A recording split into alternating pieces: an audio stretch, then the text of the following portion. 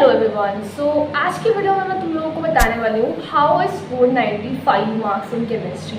अभी तुमसे पिछला बैच ही था मेरा एंड मैं तुम लोगों को काफ़ी अच्छे से स्ट्रक्चर्ड वे में पूरी प्लानिंग बताने वाली हूँ। Let's get started.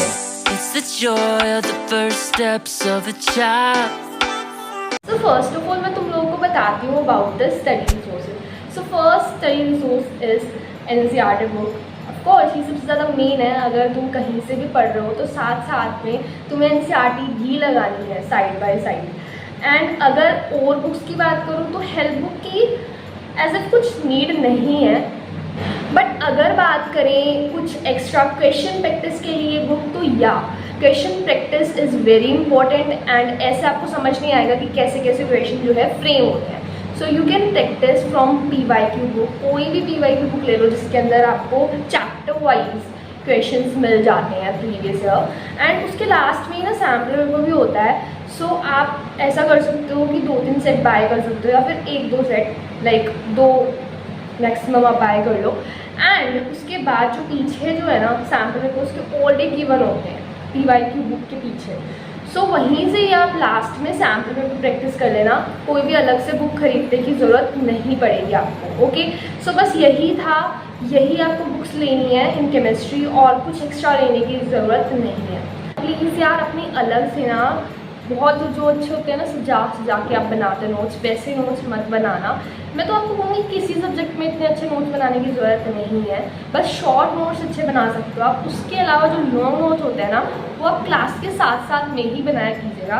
और वो वैसे इंपॉर्टेंट तो होते हैं क्योंकि आप क्लास में ध्यान दे पाते हो उस चीज़ से। जब आप नोट्स बना रहे होते हैं तो आपका ध्यान रहता है क्लास में। अगर आप ऐसे ही देख रहे होते हैं आराम से बैठ के क्लास, सो आई थिंक आपका ध्यान नहीं रहता है। सो आपको क्लास के साथ साथ में ही लॉन्ग नोट्स को प्रिपेयर करते करते चलेगा एंड ज़रूरत नहीं होती है इतना की भी।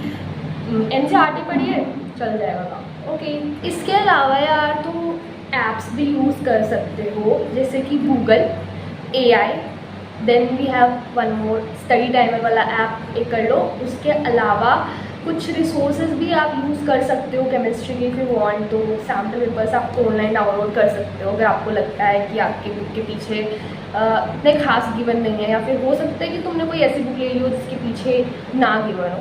सो या तुम ऑनलाइन भी डाउनलोड कर सकते हो, मिल जाते हैं। इसके बाद आते हैं यूट्यूब चैनल्स पे। सो मैं बिल्कुल भी कंफ्यूज नहीं करूँगी, एक ही चैनल बताने वाली हूँ, दैट इज़ केमिस्ट्री गुरुजी भरत पंचाल। इसके अलावा यार क्या हम कोचिंग लगाएं या ना लगाएं?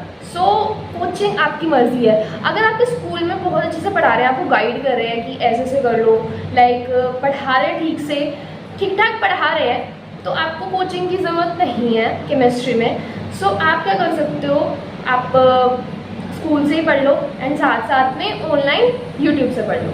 बट अगर आपके स्कूल में अच्छा नहीं पढ़ा रहा है सो ऑफलाइन कोचिंग आप प्रेफर कर सकते हो। And if you can't afford so online paid batch भी ले सकते हो फॉर स्ट्रक्चर स्टडीज। अब मैं तुम लोगों को एक प्रॉपर रोड मैप बताने वाली हूँ कि कैसे कैसे आपको पढ़ना है पूरे ईयर, कैसे चैप्टर्स आपको कैसे डिवाइड करने हैं, लाइक एवरीथिंग। तो चलो स्टार्ट करते हैं। फर्स्ट ऑफ ऑल जो हमारी केमिस्ट्री की पार्ट 1 है एंड पार्ट 2 है, 2 बुक्स है ना, तो आपको ऐसे नहीं करना कि पहले पार्ट 1 कंप्लीट करनी है एंड देन पार्ट 2, ऐसे मत करना। फिजिक्स में आप ऐसे करना, ठीक है, आप पार्ट 1 ऐसे कर सकते हो अलग से एंड देन पार्ट 2 कर लो। बट केमिस्ट्री में मैं आपको सजेस्ट करूँगी कि आप पहले ऑर्गेनिक को लेके चले साथ साथ में, बिकॉज ऑर्गेनिक काइंड ऑफ काफ़ी ज़्यादा वास्ट है एंड काफ़ी लर्निंग का पार्ट उसमें है। अगर आप लास्ट में लर्न करेंगे तो शायद आपको लर्न ना हो पाए सही से। सो आप शुरू में साइड बाय साइड चैप्टर्स लेके चले, जैसे फर्स्ट ले लिया, फिर उसके साथ में आपने ऑर्गेनिक का कौन सा है 6 चैप्टर ले लिया, फिर आपने सेकंड चैप्टर किया एंड देन आपने 7 चैप्टर कर लिया। सो ऐसे भी आप कर सकते हैं, या फिर आप शुरू से ऑर्गेनिक स्टार्ट कर दो एंड लास्ट में आप अपनी जो भी 1st से 5th चैप्टर्स हैं वो कर लो।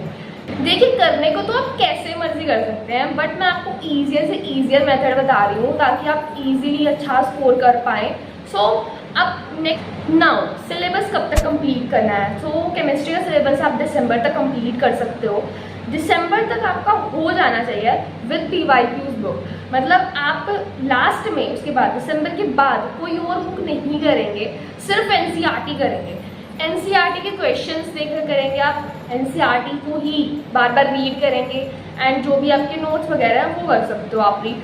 बट उसके अलावा एक्स्ट्रा बुक को आप साइड कर देना दिसंबर के बाद। सो आपको ये लाने चलना है कि यार अभी हमें दिसंबर तक कंप्लीट कर लेना अच्छे से PYQs के साथ। सैम्पल पेपर या एक दो आप कर सकते हैं बाद में प्रैक्टिस दिसंबर के बाद, बट नो एक्स्ट्रा बुक। चलो थोड़ा सा और इजी बनाते हैं केमिस्ट्री आपके लिए। शायद ये आपको अभी समझ ना आए बिकॉज अभी शायद आपने पूरा सिलेबस का ओवरव्यू ना लिया हो, बट लास्ट में आप सुन लेना ये बात मेरी एक बार। तो फर्स्ट ऑफ ऑल एक चीज़ होती है रिएक्शंस, ऑर्गेनिक रिएक्शंस, जो कि 6 से आई थिंक 10 चैप्टर तक आपको मिल जाएंगी। वो आप कैसे करोगे, वो आपको लर्न करनी पड़ेगी। मतलब हर एक रिएक्शन को आप बार बार प्रैक्टिस कीजिए, बार बार उसके एग्जाम्पल्स प्रैक्टिस कीजिए। तो शुरू से करेंगे तो ईजी पड़ जाएगा। देन सेकेंड थिंग आती है फॉर्मूला, जो कि फर्स्ट सेकेंड चैप्टर्स में है, आई थिंक थर्ड में भी है।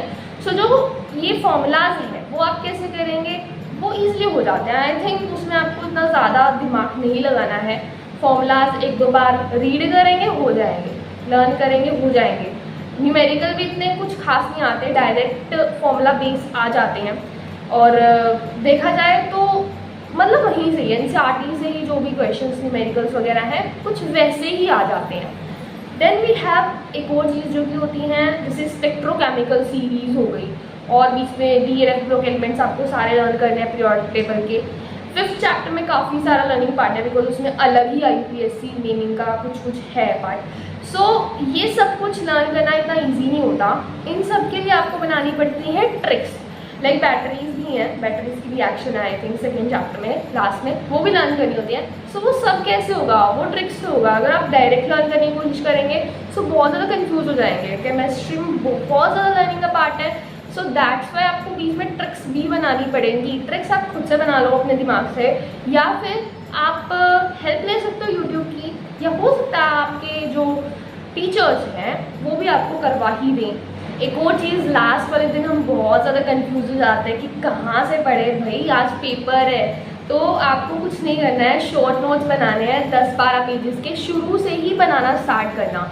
और एक एडिशनल टिप मेरी तरफ से कि जब भी आप मान लो नोट्स बना रहे हैं short notes, like first chapter में फॉर्मूलाज लिखोगे, एंड देन वी हैव जैसे सेकेंड चैप्टर में फॉर्मूलाज ही हैं, देन ऑर्गेनिक के आप रिएक्शंस लिखोगे, एंड कुछ वैसी चीज़ें होती हैं जैसे पीरियोडिक टेबल के एलिमेंट्स वगैरह लिख दिए, स्पेक्ट्रोकेमिकल सीरीज लिख दी, बैटरीज के रिएक्शन लिख दिए। तो इस तरीके की चीज़ें आप लिखने वाले हैं ना, तो साइड में आप थोड़ा थोड़ा स्पेस छोड़ दीजिएगा। जैसे फर्स्ट चैप्टर आपने लिखा तो साइड में हल्का सा स्पेस देंगे, ताकि जब लास्ट में आप देखोगे ना वो भरता रहेगा, स्पेस इतना भर जाएगा ना, आई थिंक आपको स्पेस ही नहीं मिलने वाला लास्ट में। सो ऐसा हो जाता है, आपको लगता है कि इतना ही है यार फॉर्मूलाज और कितने ही होंगे, बट नहीं, लास्ट में जाते जाते बहुत सारे हो जाते हैं वो। सो स्पेस छोड़ के ही लिखिएगा, लास्ट में उसी में ही लिखते जाइएगा। एंड लास्ट के डे में, हाँ एग्ज़ाम वाले डे में, सिर्फ अगर आप शॉर्ट नोट भी पढ़ेंगे और बाकी सबको फेंक दीजिएगा उस टाइम। प्लीज़ अपने आप को कंफ्यूज मत करिएगा, बस शॉर्ट नोट पढ़िएगा, उसमें सारे फॉर्मूलाज लर्न करके रखिएगा। बिकॉज कोई भी फॉर्मूला आ सकता है, ऑफकोर्स उसमें से ही आने वाला ज़्यादातर पेपर आपके शॉर्ट नोट्स वाले में। ये याद रखना कि है 10-12 पेजेस के, लेकिन पेपर ज़्यादातर उसी नोट्स में से बनने वाला है। सो उसको ही आप पकड़ के बैठिएगा लास्ट वाले दिन, वरना काफ़ी स्टूडेंट्स होते हैं जो कि सिर्फ फॉर्मूला ही भूल जाते हैं। मतलब लास्ट में क्योंकि वो नोट्स ही पढ़ रहे होते हैं बहुत बड़े बड़े, और फॉर्मूला भूल जाते हैं, इतनी सी ही गलती होती है उनकी बस। मोर थिंग, जब आप पेपर में लिख रहे होंगे ना, सो हो सकता है कि आपको कई चीज़ें ना याद आए, बट कुछ ना कुछ वहाँ पे आप लिख के आए ज़रूर। लाइक मान लो आपको बैलेंसिंग नहीं आ रही है, सो कुछ इस तरीके से एरोज बना के कुछ ऐसे बता दो कि बस यहाँ से ये रिएक्टेंट था, ये प्रोडक्ट बन गया। बैलेंस नहीं करी कोई दिक्कत नहीं, आपको रिएक्शन की फॉर्म में लिखना ही नहीं है उसको, आप ऐसे कर दो ना कि ये रिएक्टेंट है भाई हमारा और ये प्रोडक्ट बन रहा है। सो इस तरीके से भी आप रिप्रेजेंट करके आ सकते हैं। हो सकता है आपको फुल मार्क्स भी मिल जाए। मान लो कोई ऑर्गेनिक रिएक्शन है, सो ऑर्गेनिक रिएक्शन तो आपको याद आ रही है, बट उसके रिएक्टेंट का नेम नहीं याद आ रहा, तो उस पर आप बस रिएक्शन का नाम लिख दो और मतलब रिएक्टेंट से प्रोडक्ट बना के लिख दो। सो ऐसा ही अप्लाई होता है विद एवरी रिएक्शन। अगर आपको कुछ भी याद नहीं आ रहा है तो कुछ तो मार्क्स मिल जाएंगे। वैसे तो आपको लर्न करके जाना ही है, बट स्टिल अगर याद नहीं आ रहा है तो मार्क्स मिलने के चांसेस काफ़ी बढ़ जाते हैं। बाकी मैंने ऑलमोस्ट सब कुछ कवर कर दिया है। वर्ड लिमिट नहीं होती है केमिस्ट्री के पेपर में, आप 20-25 पेज में कंप्लीट कर सकते हैं केमिस्ट्री का पेपर। देन या आई थिंक सब कुछ कवर हो चुका है। अगर कुछ रह गया है तो आप लोग कमेंट में पूछ सकते हो एंड मैं आपको बता दूँगी।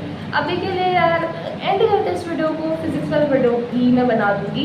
अभी के लिए bye guys, take care, thank you so much for watching. 유난히도 캄캄한 밤에 나 홀로